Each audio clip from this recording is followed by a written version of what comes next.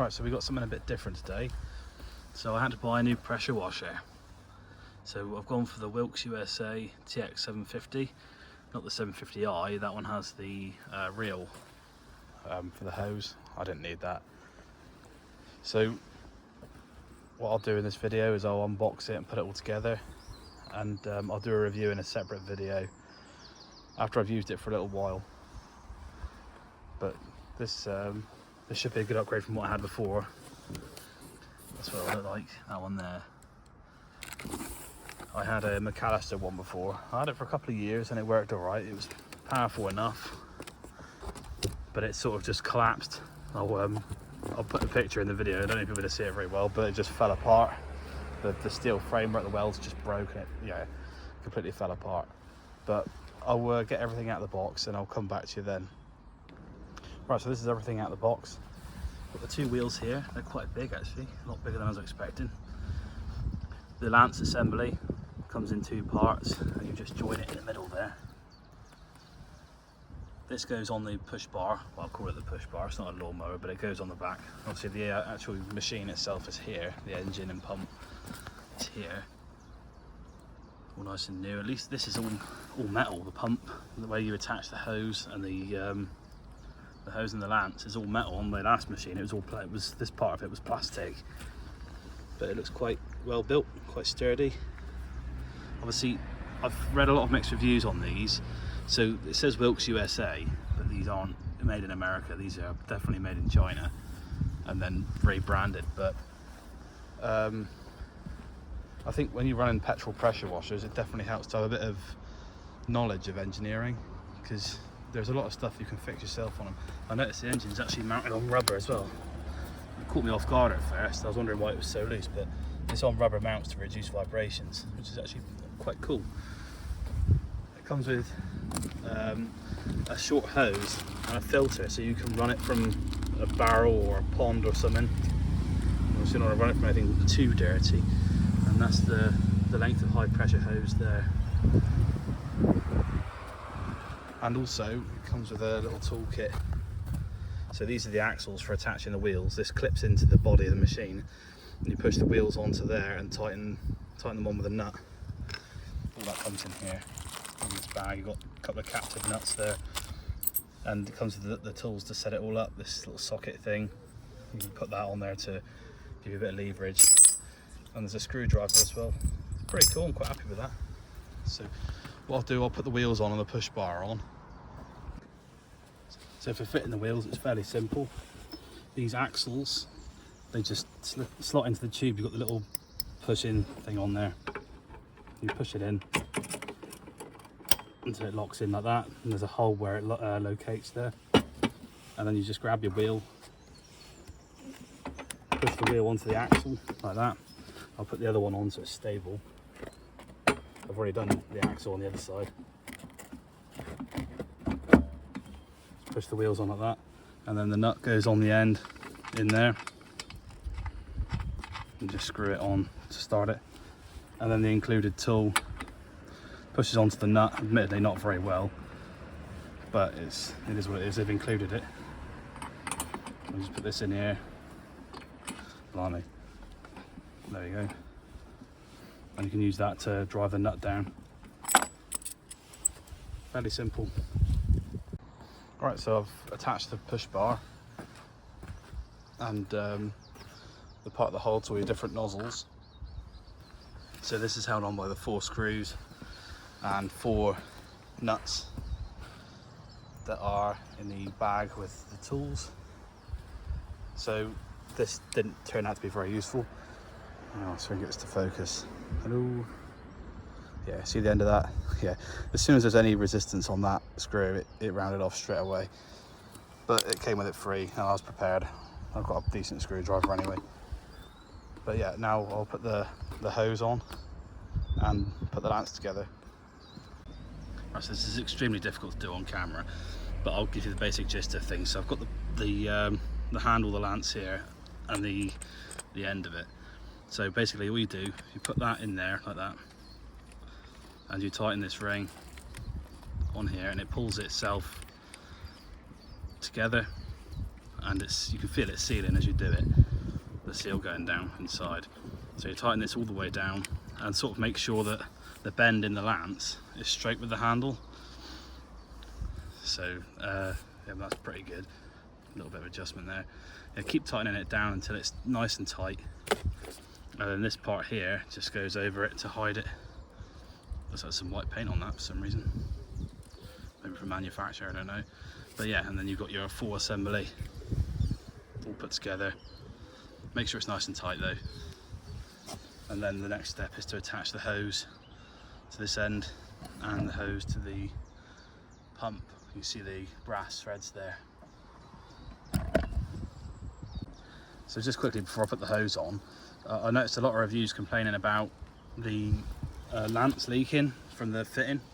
So if you look at the end here, if you get leaks, just a few turns of PTFE tape around this brass fitting here should fix it. I had the same on my old thing, my old pressure washer. So a bit of PTFE tape on there should sort that out. This end, you see it in there, it's got a seal on it, so that shouldn't leak. If it does, you can get that little rubber seal in the end there. We'll just pick out, and you can get new rubber seals. You will get a whole case of them for a couple of quid. And when you put it in, if you think this is catching and tearing, just put a little bit of silicone grease on there before you fit it, and it should slide in a bit easier. Right, so now it's time to fill the oil up. That just goes in here. 550 ml of oil, or up to the threads in the dipstick tube. Pull that off, and the seals come with that. Make sure you keep hold of that. Put it back on the little filler cap. So 550 ml, or you can see it at the bottom of the threads. Now I'm trying to use a spout here to make life a bit easier. It might be easier if I tilt the machine up a bit for a moment. And I'll put about half a litre in. Theoretically this should make, there you go. I still always manage to spill some. Doesn't matter what I seem to do with oil, I always spill a bit. Just fill it until we're at the bottom of the threads. And this is 10W40 semi-synthetic oil. That's what it recommends in the manual. Right, just about to see the oil on the bottom of the threads in there. I don't think you'll be able to pick that up very well on camera, but it is there. So this has an oil level switch anyway. So if you haven't got enough oil in here, it won't run. And it also has a tilt switch. So if it's not on flat ground, it won't run. It seems like a lot of people in the reviews, so when I read reviews on this machine, a lot of people said the machine, they couldn't get it to start.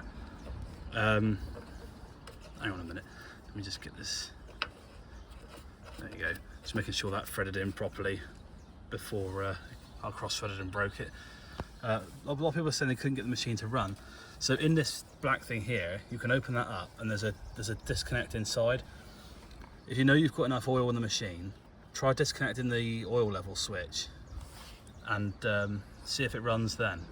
Because sometimes these switches can go bad and they won't allow the engine to start even if you've got the right amount of oil in. But obviously only do that if you definitely know you've topped the oil up, and don't forget to plug it back in again. So here there's the ignition switch as well. Obviously make sure that's on, otherwise it won't start. But yeah, so the most common problems seem to be either they can't get the machine to start or they get leaks from the lance, which you can sort with PTFE. So, okay, so the next thing I need to do now really, put some petrol in and go and get the hose so we can try it out. Right, so I've got the fuel in. So I've put some decent quality fuel in, E5. I don't put E10 in any of my garden tools just because of the extra ethanol content, and you never know. I mean, I don't tend to leave fuel sitting in my machines, but you know, I don't think ethanol's good left sat around. So the fuel, I've already put the fuel's already, so the fuel switch is there, that's already on, and the choke, you put the choke all the way across to the left, put the choke on. The speed is just left, it's on minimum for a minute. Or is that oh, that's maximum, we don't want it there. So I put the speed on minimum for now. The ignition switch over this side, that's on now, so it should be ready to start.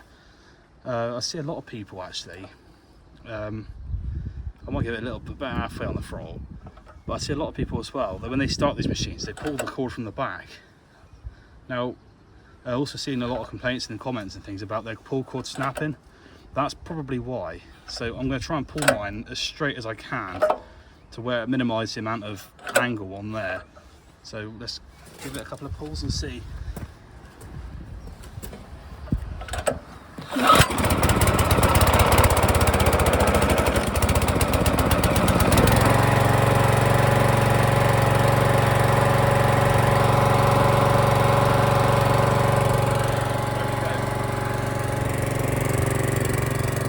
Shakes a lot.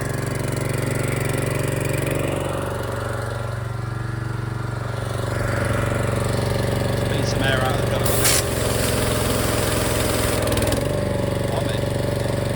Considering that's the minimum power, that's actually pretty powerful.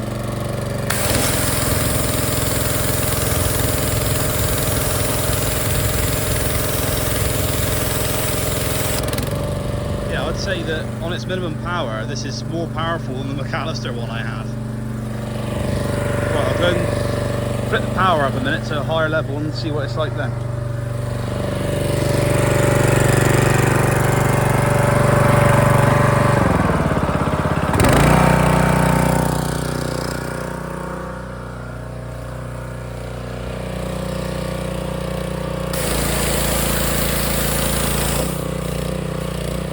Bit of air stuck in there. There we go. Yeah, that's pretty impressive.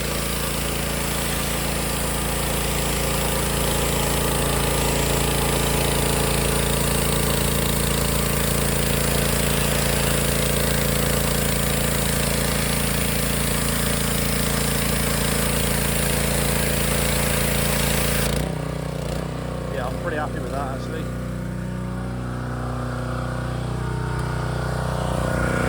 Now you'll see some smoke coming off the exhaust. That's very cool.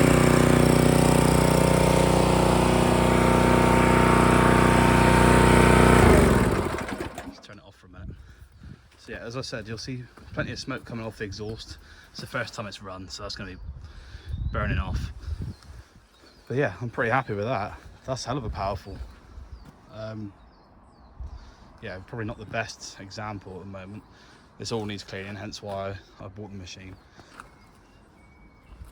But yeah, I'm pretty pleased with that. Also, just a little note as well, with the hose, I noticed another, again in the comments, people burning the hose on the hot exhaust.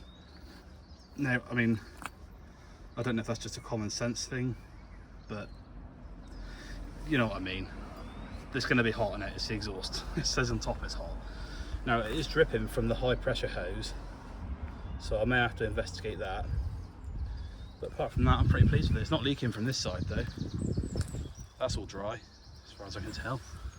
Yeah, that's bone dry. So I'll check out that high pressure side shortly. But yeah, so that's it. That's been the unboxing, putting together, and first start of the Wilks USA pressure washer. It's a lot quieter than I was expecting actually. A lot of people were saying it's really loud, but it's quieter than the last one I had. I'm pretty happy with it. So that's been that for this video. Subscribe for more, because I'll do a long-term review eventually once I've had it for a little while and I've done more jobs with it, because I use petrol machines for cleaning cars as well. I've got a mini series coming up on the 205 over there, getting that back on the road. So stay tuned for that. But yeah, see you in the next video.